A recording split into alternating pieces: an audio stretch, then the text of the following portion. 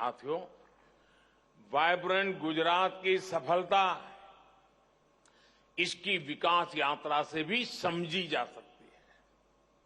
2003 में इस समिट से कुछ 100 पार्टिसिपेंट्स और डेलीगेट जुड़े थे। बहुत छोटा सा कार्यक्रम था। आज 40,000 से ज्यादा पार्टिसिपेंट्स और डेलीगेट्स इस समिट में हिस्सा लेने के लिए आना शुरू हुए हैं। 2003 में इस समिट में सिर्फ गिनती भर देशों का पार्टिसिपेशन था। आज 135 देश इसमें पार्टिसिपेट करते हैं। 2003 में इस समिट की शुरुआत में 30 के आसपास एग्जीबिटर्स आए थे। अब 2000 से अधिक एग्जीबिटर्स इस समिट में आते हैं। साथियों, वाइब्रेंट गुजरात की सफलता के पीछे कई स्पेसिफिक रीजन्स हैं। इसकी सफलता में आइडिया, इमेजिनेशन और इम्प्लीमेंटेशन जैसे कोर एलिमेंट शामिल है। अगर मैं आइडिया की बात करूं तो वाइब्रेंट गुजरात एक ऐसा यूनिक कंसेप्ट था जिसके बारे में भारत में कम ही लोगों ने सुना था, लेकिन समय के साथ मिली सफलता से लोगों को इसका महत्व समझ आया। कुछ समय बाद दूसरे राज्यों ने भी अपनी तरह के बिजनेस एंड इन्वेस्टर समिट का आयोजन शुरू कर दिया। एक और अहम फैक्टर है इमेजिनेशन। हमने अलग तरह से सोचने का साहस दिखाया। हम उन दिनों प्रदेश के स्तर पर ही कुछ बहुत बड़ा सोच रहे थे, कुछ ऐसा जो देश के स्तर पर भी न हो पाया हो। हमने एक देश को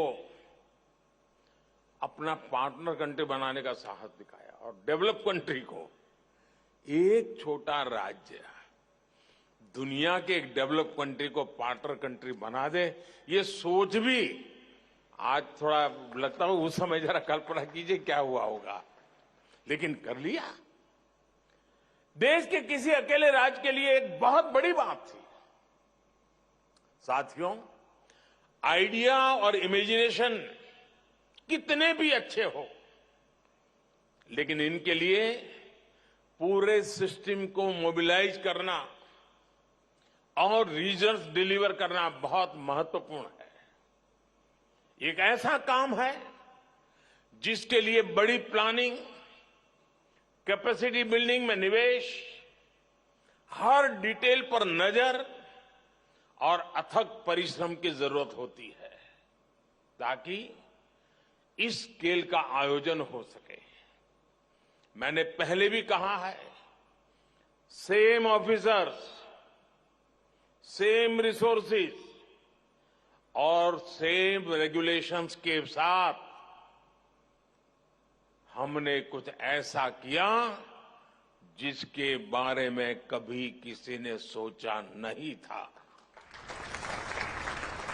साथियों, वाइब्रेंट गुजरात समिट की एक और पहचान नोट करने वाली है।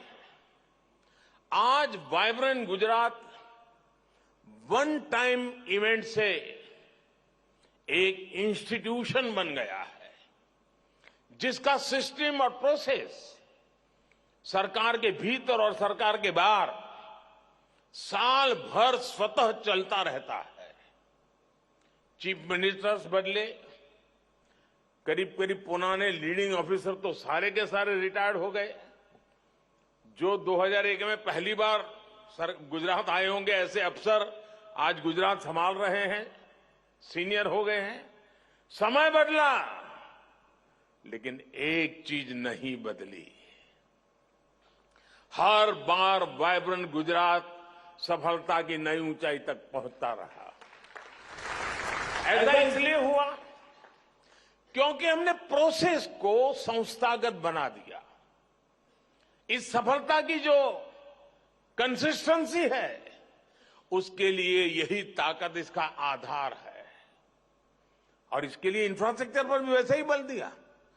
कहां कभी टागोर हॉल में कार्यक्रम होता था, फिर कभी यहां साइंस सिटी में ही तंबू लगा करके कार्यक्रम किया था, और आज महात्मा मंदिर बन गया।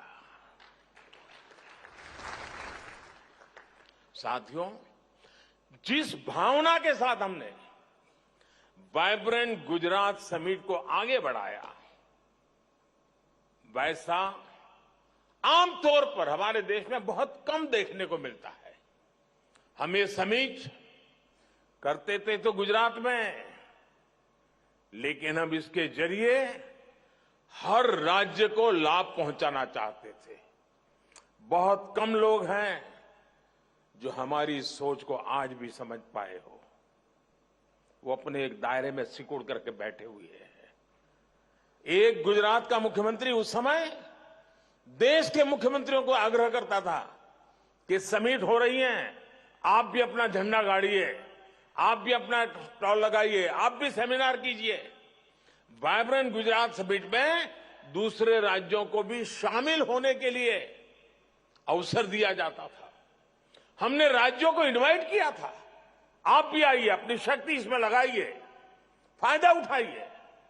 हमने स्टेट सेमिनार का आयोजन किया जिसमें कई राज्य आते थे, और वाइब्रेंट समिट के दरमियान कहीं पर उड़ीसा का समिट चल रहा है, कहीं तेलुगु समिट चल रहा है, कहीं पर हरियाणा जम्मू कश्मीर का समिट चल रहा है।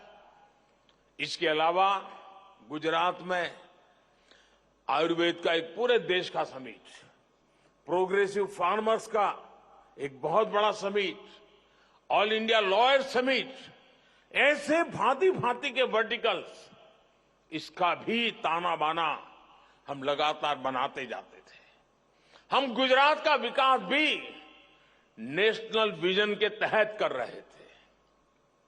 साथियों, 20वीं शताब्दी में हमारा गुजरात, हमारी पहचान क्या थी? हम एक ट्रेडर स्टेट के रूप में जाने जाते थे। एक जगह से लेते थे, दूसरी जगह पे देते थे, बीच में जो भी दलाली मिले उससे गुजारा करते थे। ये हमारी छवि थी। लेकिन 20वीं सदी की उस छवि को छोड़ करके 21वीं सदी में गुजरात ट्रेड के साथ एक एग्रीकल्चर पावर हाउस बना, एक फाइनेंशियल हब बना, और एक इंडस्ट्रियल और मैन्युफैक्चरिंग इकोसिस्टम के रूप में उसकी एक नई पहचान बन गई।